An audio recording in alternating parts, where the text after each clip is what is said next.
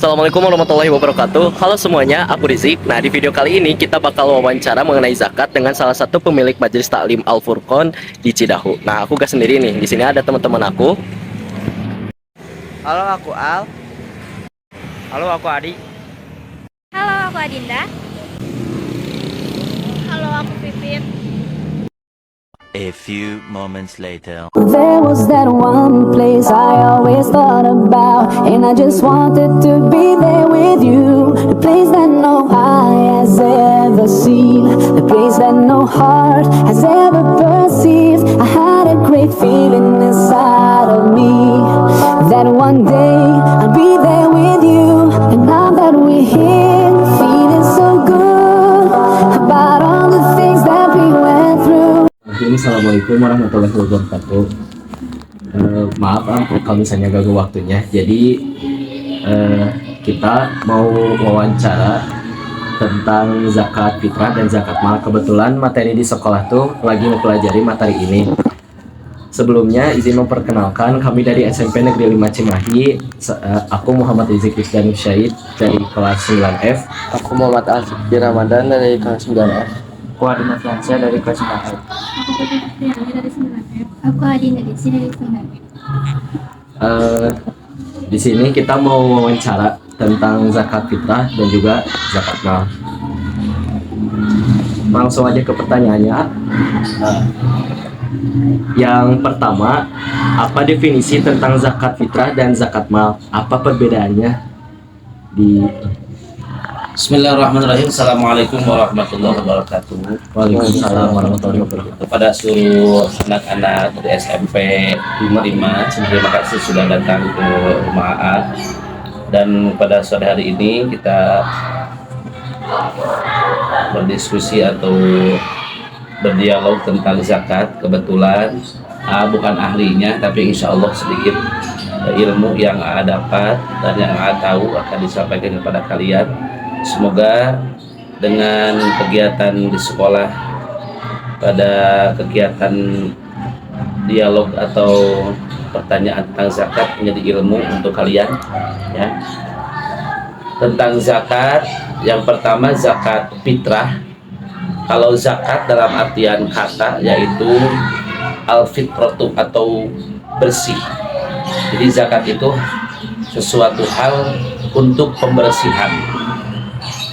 Zakat, mau zakat fitrah, mau zakat harta, mau zakat ternak, mau zakat dagangan atau zakat mal, semuanya yang dikeluarkan daripada zakat tersebut adalah bersih, kebersihan.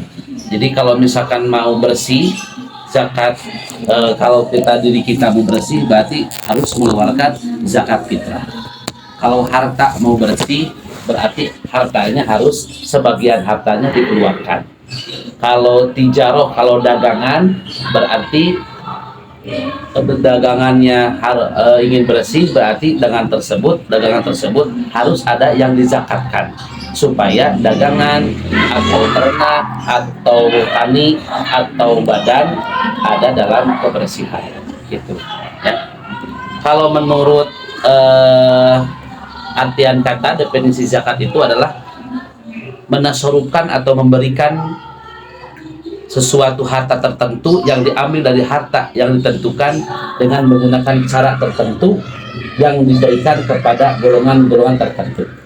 Jadi zakat tidak boleh diberikan kepada sembarangan orang, tapi harus diberikan kepada yang disebut mustahik zakat.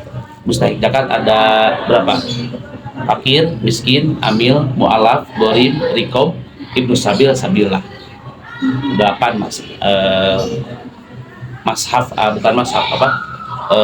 mustahik. Disebutnya mustahik zakat. Mungkin itu pertanyaan pertama. Ya. Lanjut ke pertanyaan 2, bagaimana cara perhitungan zakat fitrah dan zakat mal? Jelaskan beserta nisabnya. Untuk zakat fitrah, ketika seseorang lahir dari golongan Islam, ibu ayahnya Islam, terus anak tersebut lahir di bulan Ramadan ya. Untuk zakat fitrah dulu, itu diwajibkan membayar zakat fitrah kalau menurut hadis yang diriwayatkan oleh Imam Al-Bukhari an Abi Umar faradul Rasulullah SAW zakat al-fitri min Ramadan ala nasi so'an min tamarin au so'an min sa'ir ala kulli harin au abdin dakarin au unsa min muslim. Dari Ibnu Umar berkata Rasulullah SAW telah mewajibkan zakat fitrah satu sok dari kurma atau satu sok dari gandum atau pada setiap orang yang merdeka dan hamba baik laki-laki ataupun perempuan dari kaum muslimin. Arti kata satu sok tersebut bila mana dihitungkan dengan bilangan atau ukuran kita itu 2,5 kilo. Dikarenakan kalau misalkan zakat fitrah harus dengan harus dengan sesuatu perkara yang dimakan atau yang menjadi kekuatan. Dikarenakan di Indonesia kalau di warga Cidahu berarti yang menjadi kekuatan itu beras, berarti dibayarkan zakatnya dengan beras, jangan beras. Berarti gini, setiap orang harus memberikan zakat baik sebelum balik atau sudah balik. Yang penting orang tersebut sudah Islam, ya, harus membayar satu orang 2,5 kilo beras. Gitu. Untuk zakat mal atau zakat harta, bila mana harta tersebut sudah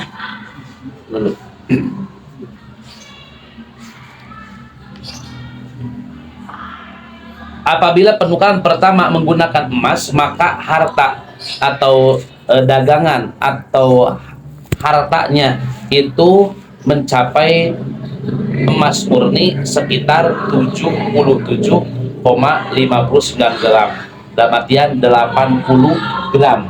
Kalau hartanya harta dagangannya ada 80 gram, itu harus nisabnya zakat harta gitu. Kalau misalkan tidak ada mas, seperti kan yang dagang jualan basreng itu kan modalnya kecil, gak usah zakat. Tapi kalau misalkan ratusan juta terus hartanya dihitung banyak, bahkan harta di luar, harta yang dihitungkan melebihi harga atau nilai 80 gram emas, itu wajib zakat.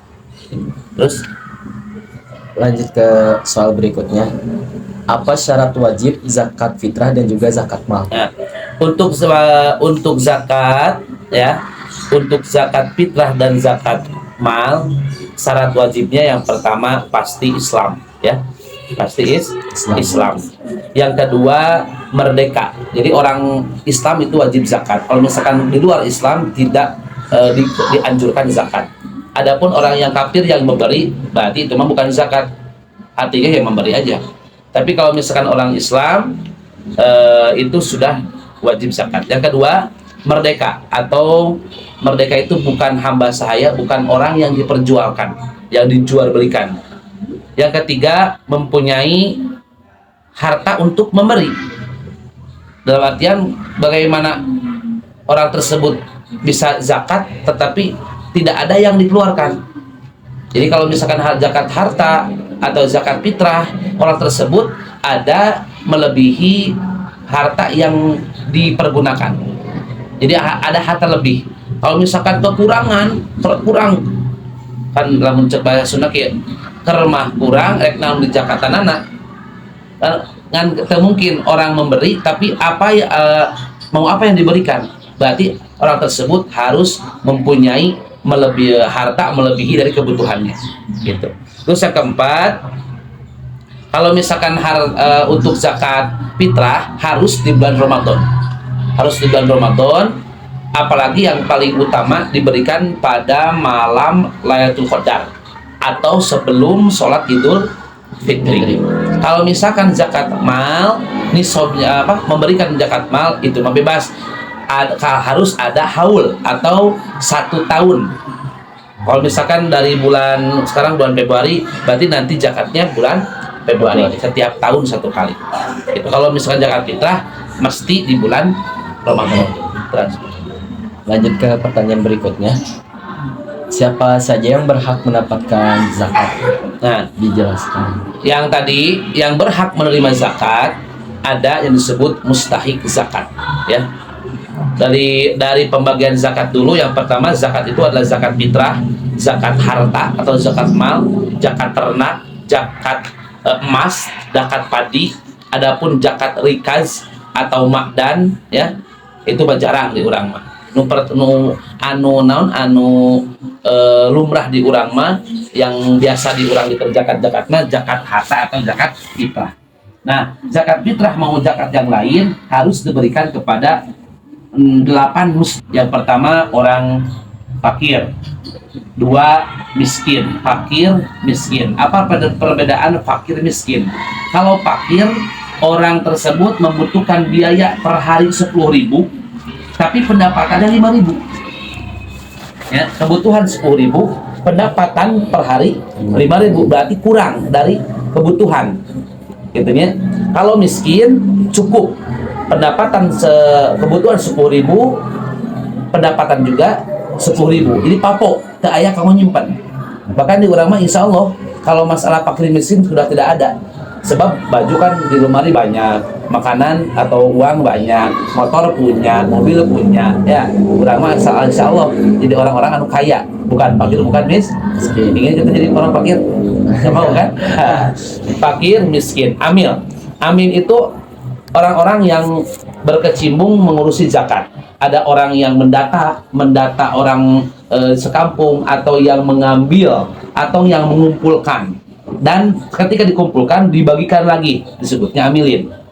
Jadi kita kalau misalkan mau zakat tidak menemukan orang fakir, orang miskin di RT kita, di daerah kita itu ada DKM, suka ada. Siapa yang mau zakat, coba ke DKM, itu disebutnya amilin. Ya, singkat, fakir, miskin, amil. Mu'alaf itu adalah orang yang baru masuk Islam. Jadi ketika orang masuk Islam, itu ada orang kafir masuk Islam, membaca 2 kalimat syahadat, asyhadu alla ilaha illallah wa asyhadu anna muhammadar rasulullah, itu harus diberikan zakat. Supaya apa? Supaya dia bahagia dengan masuk Islam teh. Kita karena dia masuk Islam mesti ada duit gitu. Jadi fakir, miskin, amil, mu'alaf. Gorim yang kelimanya adalah orang-orang yang mempunyai hutang, ya, mempunyai hutang, tapi dia tidak mampu untuk membayar.